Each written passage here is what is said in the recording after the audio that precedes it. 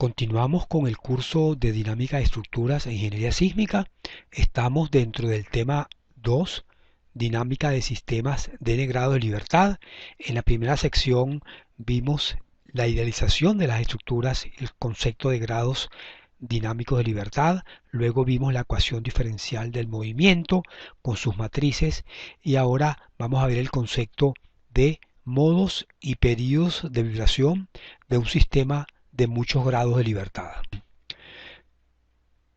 Definamos entonces modo de vibración de una estructura. Es aquella manera de vibrar en la cual la estructura mantiene su forma a lo largo del tiempo. Veamos este ejemplo. Esta estructura de 2 grados de libertad, dos masas, dos desplazamientos laterales U1 y U2. Si le impartimos condiciones iniciales y la soltamos, ella vibra en el modo fundamental de vibración, el que llamamos modo 1, siempre que esas condiciones iniciales son escogidas, especialmente para que la vibración esté únicamente contenida en este modo 1. Supongamos que tomamos fotografías de la vibración de la estructura en diferentes instantes de tiempo, desde tiempo A, en el tiempo B, hasta el tiempo E. Y al comparar esas fotografías, notamos que la estructura está en posiciones distintas, pero la forma de ella se mantiene la misma. Veamos cómo es la vibración como una función del tiempo. En el piso 1 pudiéramos ver un armónico cuyo periodo de vibración es T1, el tiempo entre este punto y este punto. En el piso 2 veríamos el mismo armónico con una amplitud distinta, de tal manera que los picos, los puntos de máximo desplazamiento en el piso 2 coinciden con los del piso 1, así como los puntos de cero desplazamiento. Decimos entonces que la estructura está vibrando en un modo, en este caso el primer modo o modo fundamental de vibración.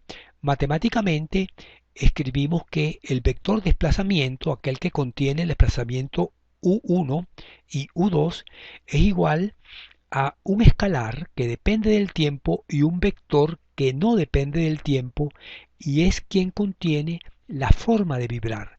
Este vector tendría dos componentes, Φ11, Φ21. Por ejemplo, pudiera ser un medio Φ11 y 1 Φ21, de tal manera que el desplazamiento en el piso 2 es el escalar por Φ21 y el desplazamiento en el piso 1 es el mismo escalar por Φ11. De esa ecuación vectorial podemos escribir los componentes del vector desplazamiento de la siguiente manera. El componente del primer grado de libertad U1 como una función del tiempo es igual a el escalar que hemos llamado Q1, que sí depende del tiempo, multiplicado por este número Φ11 que representa la amplitud de la vibración en el piso 1 del modo 1. El segundo desplazamiento del piso 2 lo escribimos como U2 de t es igual al mismo escalar que multiplica el vector por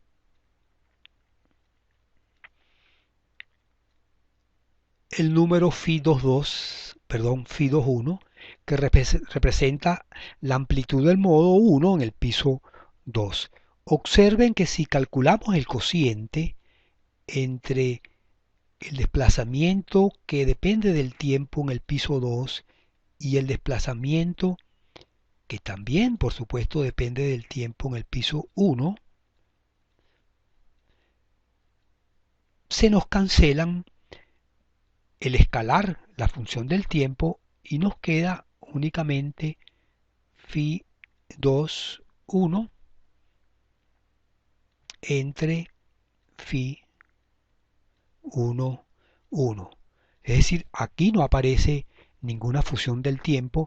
Lo que estamos entonces comprobando es que efectivamente la forma de la vibración se mantiene constante, este cociente U2 entre U1 no depende del tiempo y la estructura conserva su forma en la medida que vibra y evoluciona en el tiempo. Este sería el componente modal en el piso 2 y este sería el componente modal en el piso 1. Esta forma se conserva siempre, lo que cambia es la amplitud.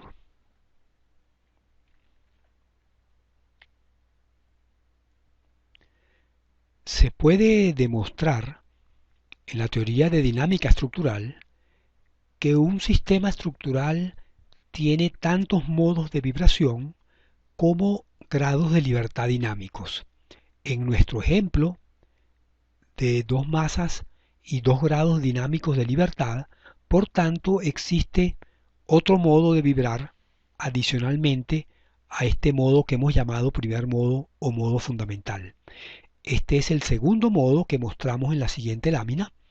De nuevo estamos viendo fotografías en diferentes instantes de tiempo desde A hasta E y notamos ahora que la forma se conserva de nuevo, por supuesto, es el concepto de modo, pero que el piso 2 tiene un desplazamiento de signo contrario al del piso 1. Es decir, esta sería la forma fundamental, o también, si le invertimos el signo, sería esta, piso 2, piso 1 a la izquierda, piso 2 a la derecha. Si visualizamos los desplazamientos del piso 1 en el tiempo, veríamos este armónico, ¿verdad? Cuyo periodo es T sub 2, periodo del modo 2. Si visualizamos el desplazamiento del piso 2 en el tiempo, veríamos este armónico donde ahora el pico, el máximo del piso 2 coincide con el mínimo del piso 1, es decir, están ambos pisos oscilando fuera de fase, 180 grados fuera de fase. De nuevo, los ceros se alcanzan simultáneamente en el piso 2 y en el piso 1. Pudiéramos de nuevo decir ahora que el vector de desplazamiento de la estructura, desplazamiento del piso 1 y piso 2, se pueden expresar como una constante, una función que depende del tiempo, constante porque no es un vector, pero sí depende del tiempo, multiplicado por un vector que contiene la forma de la oscilación. Este vector φ2 contendría los componentes φ12 y φ22. φ12, desplazamiento del piso 1 en el modo 2, φ22, desplazamiento en el piso 2 del modo 2. Q2 está ejemplificada como este armónico de periodo T sub 2 en la figura de arriba. Podemos visualizar la forma del primer modo de vibración y ver la estructura animada vibrando en el primer modo. Igualmente podemos pararla, ver la forma de la vibración en el segundo modo e igualmente animarlo, el cual oscila a una frecuencia mayor o a un periodo más pequeño. Observen cómo la forma se mantiene la misma en la medida que ella vibra. El punto, por ejemplo, de cero desplazamiento está en el mismo sitio, eh, lo cual pues es indicativo de que la forma se conserva. Se puede demostrar en dinámica estructural que la respuesta siempre se puede expresar como una combinación lineal de las contribuciones de cada modo de vibración. En nuestro caso, la respuesta en el modo 1 la sumamos con la respuesta en el modo 2 y obtendríamos una función como esta. Ahora estamos mostrando eh, la deformada de la estructura en tres instantes de tiempo A, B y C. Notamos cómo al sumar las contribuciones del modo 1 y del modo 2, ahora ya la forma no se conserva. Si le seguimos la pista al desplazamiento en el piso 1, sería un armónico o no es un armónico, es una función que está constituida por dos armónicos. Ahí notaríamos el periodo más corto del modo 2 y el periodo más largo del modo 1. E igualmente en la respuesta del piso 2, este es el periodo del modo 2, mientras que aquí hay un periodo más largo que estoy indicando como el periodo del modo 1. Hemos superpuesto entonces esas contribuciones de cada uno de los modos de vibración. Veamos ahora cómo se determinan los periodos de vibración y los modos de vibración de una estructura de varios grados de libertad.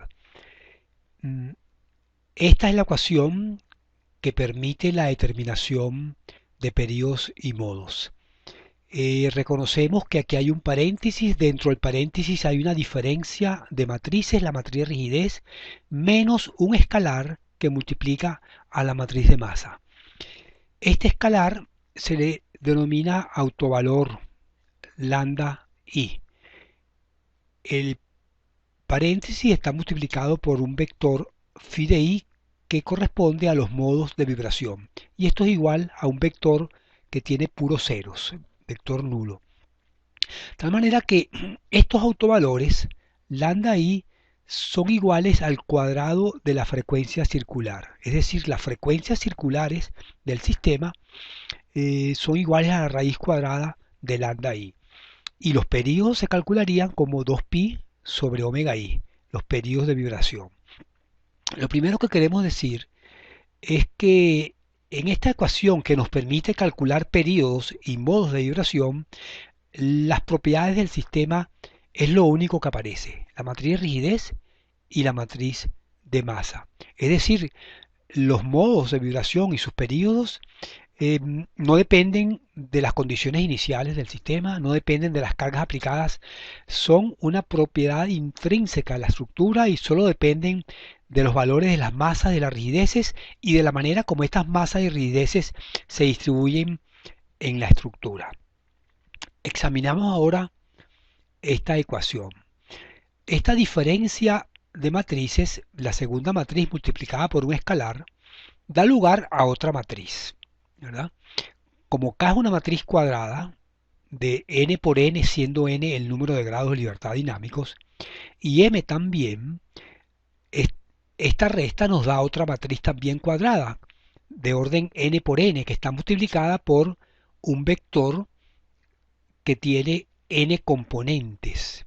Y esto es igual a un vector de ceros, donde hay n ceros. De tal manera que esta es el producto de una matriz por vectores igual a 0. Reconocemos entonces que es un sistema de ecuaciones homogéneas, por tener 0 del lado derecho.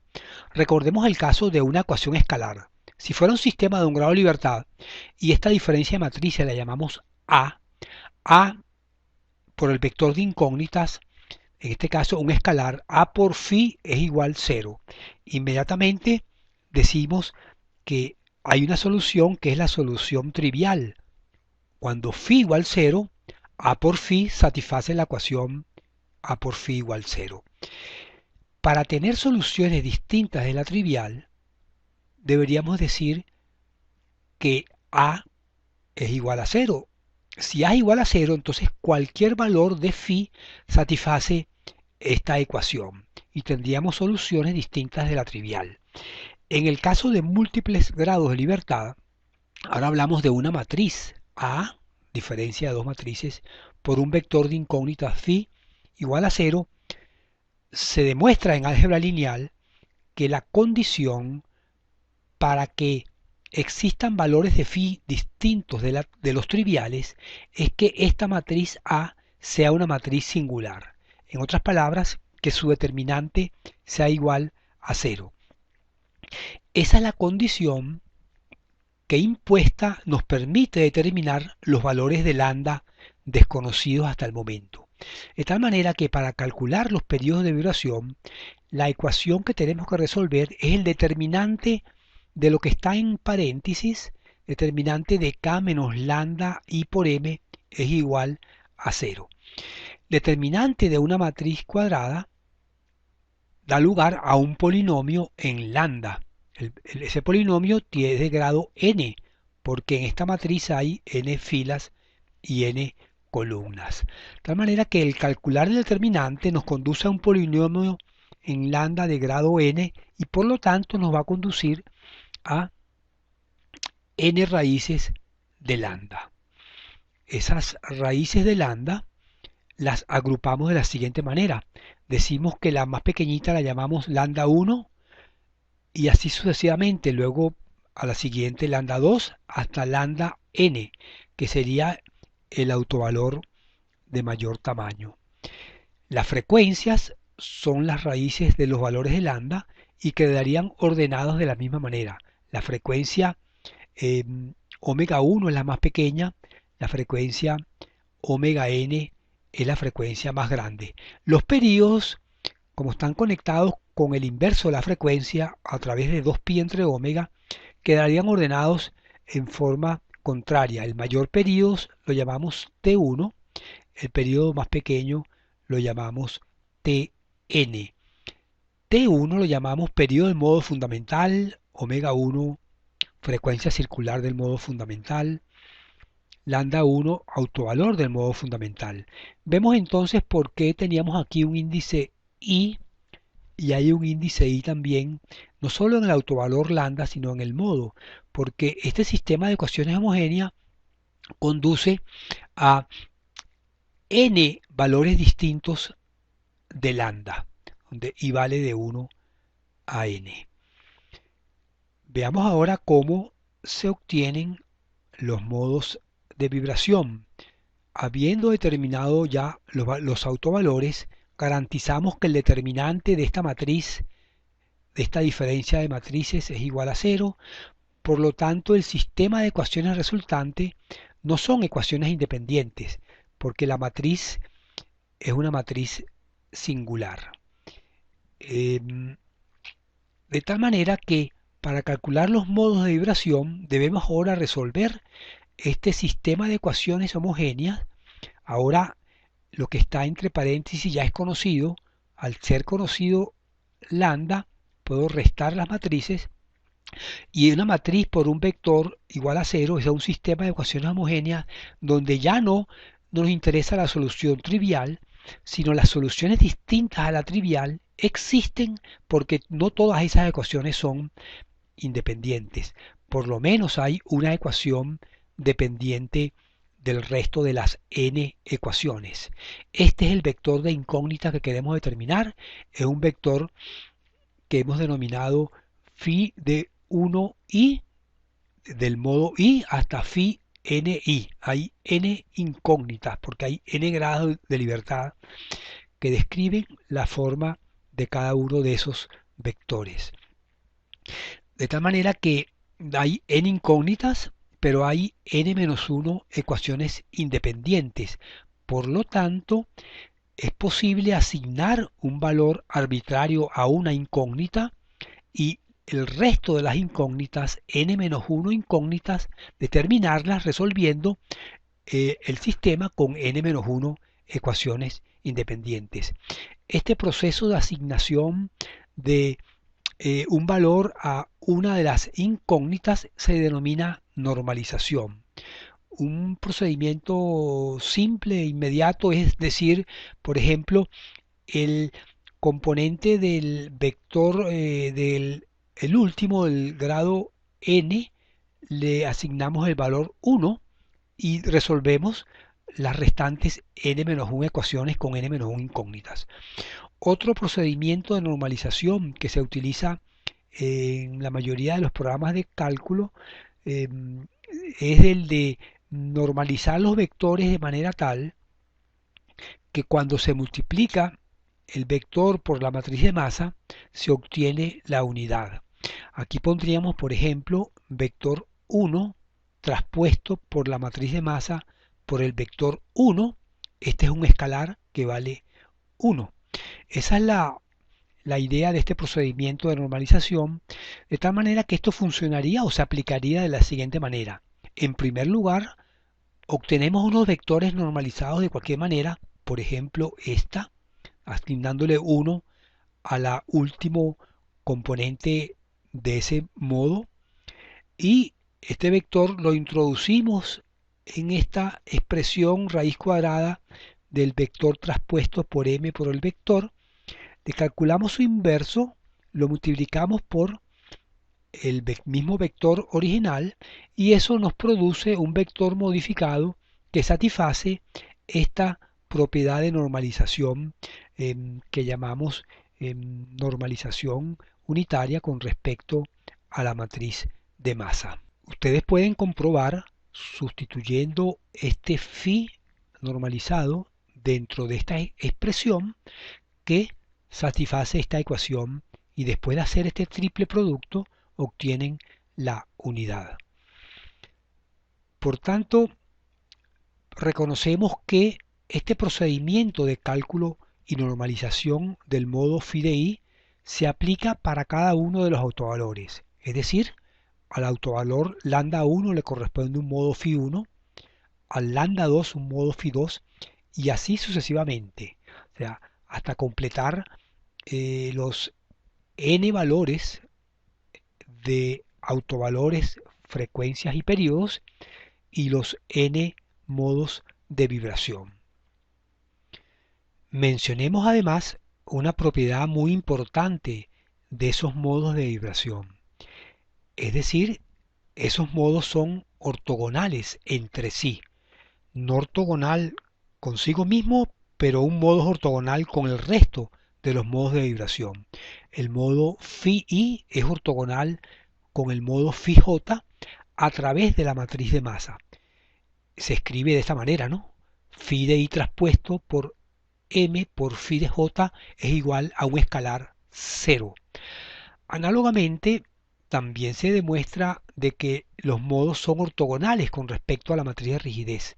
Es decir, phi de i traspuesto por k por phi j, ese triple producto matricial da un escalar que es igual a 0.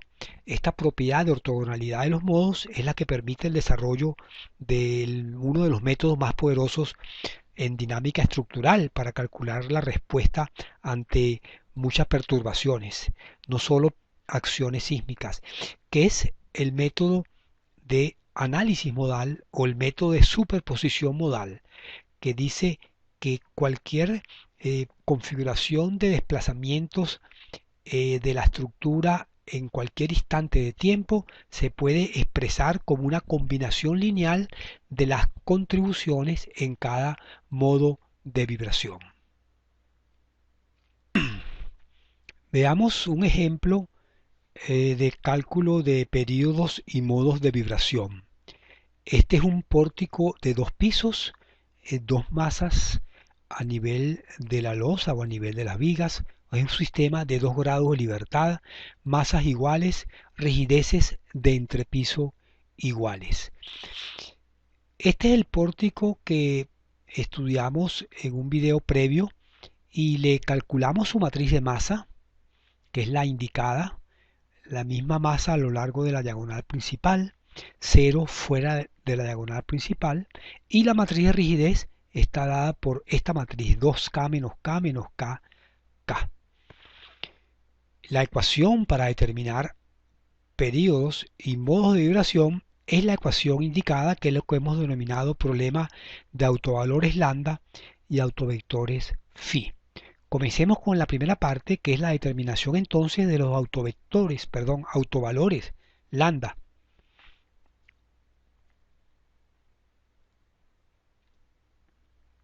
Para ello debemos resolver el determinante de esta diferencia de matrices. K menos lambda i por m igual a 0. Entonces vamos a construir primero la diferencia de matrices. Bueno, debemos multiplicar la matriz de masa por lambda I y restársela de K. Podemos ir para atrás, sería 2K menos lambda I por M, sería el primer término. El segundo en la diagonal sería K menos lambda I por M. En los términos fuera de la diagonal, como la masa es cero, sería simplemente el término que aparece en la matriz de rigidez, que es menos K. Obtenida esa matriz, el determinante de ella lo vamos a calcular y lo vamos a igualar a cero. Determinante de una matriz de 2 por 2 es el producto de los elementos en la diagonal principal menos el producto de los elementos fuera de la diagonal principal. Hecha esas operaciones, nos encontramos con un polinomio de grado 2. M por lambda I cuadrado menos 3 veces K por M por lambda I más K cuadrado es igual a 0. Resolviendo esta ecuación de segundo grado, obtenemos los dos valores de lambda I. El primero, lambda 1, es 0,382 K entre M y el segundo, lambda 2, es 2,618 K entre M. Hemos llamado lambda 1 al menor valor de las dos raíces de esta ecuación de segundo grado. La primera frecuencia circular omega 1 es la raíz cuadrada del primer autovalor, con lo que obtenemos 0,618 raíz de K entre M, y omega 2 es, repitiendo el procedimiento, 1,618 raíz de K entre M. Los periodos son 2pi entre la frecuencia circular. Por tanto, T1 resulta ser 10,17 raíz de M entre K y T2 3,88 raíz de M entre K. Esta manera de resolver el problema de dejar M y K como variables sin necesidad de asignarle valores específicos nos permite pues manejar muchas situaciones de esta estructura en el cual M y K pudieran adoptar cualquier valor. Veamos ahora, una vez que obtenemos y que hemos obtenido los autovalores, frecuencias y periodos, vamos ahora al cálculo de los modos o autovectores. La ecuación para calcularlos es la siguiente. Comenzamos con el modo 1, para lo cual nos traemos el primer autovalor 0,382K entre M. La ecuación es K menos lambda 1 por M, que multiplica a el primer vector phi1. Este vector phi1 tiene dos componentes asociadas a cada grado de libertad, phi11 y phi21. El primer índice se refiere al grado de libertad, el segundo subíndice se refiere al modo. Haciendo esta diferencia de matrices K y M, multiplicando la matriz de masa por el autovalor, obtenemos el siguiente sistema de ecuaciones homogéneas. Son dos ecuaciones con dos incógnitas. Ya habíamos comentado que una solución es la solución trivial, o sea, phi11 igual 0, phi21 igual 0. Pero en este caso tenemos soluciones distintas de la trivial porque hemos forzado a que estas dos ecuaciones no sean independientes.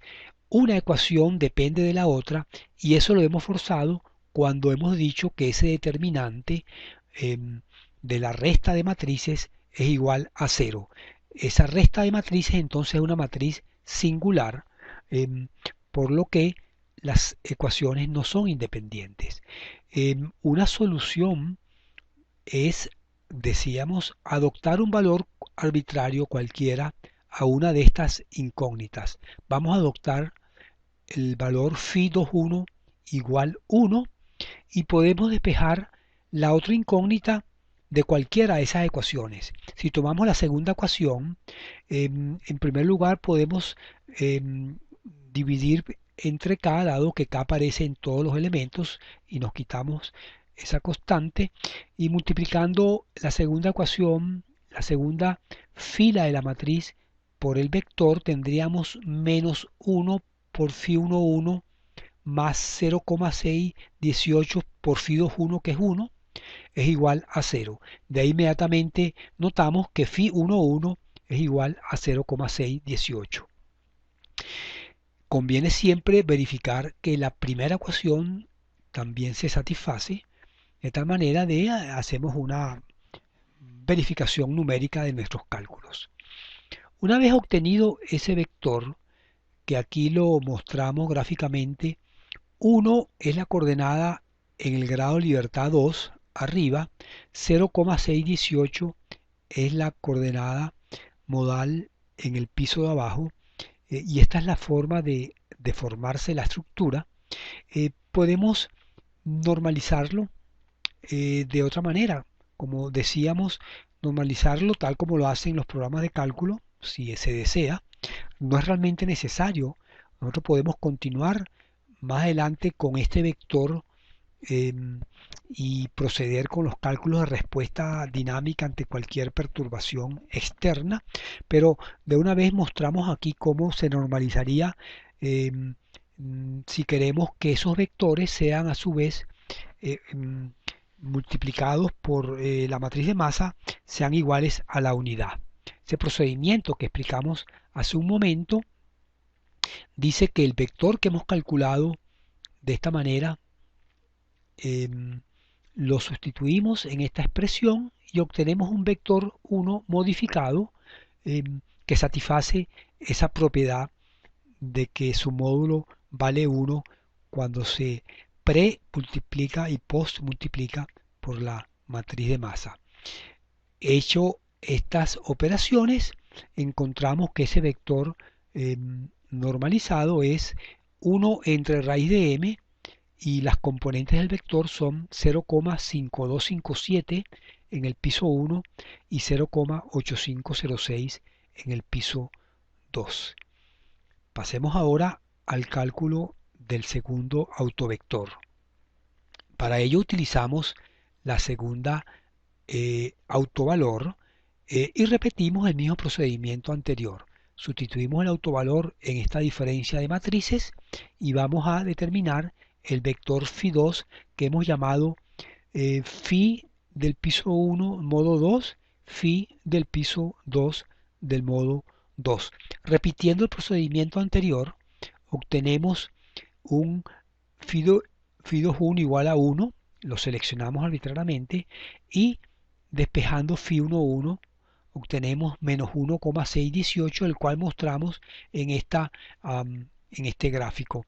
Es decir, el modo 2 tiene ahora los desplazamientos de los pisos tienen sentidos contrarios.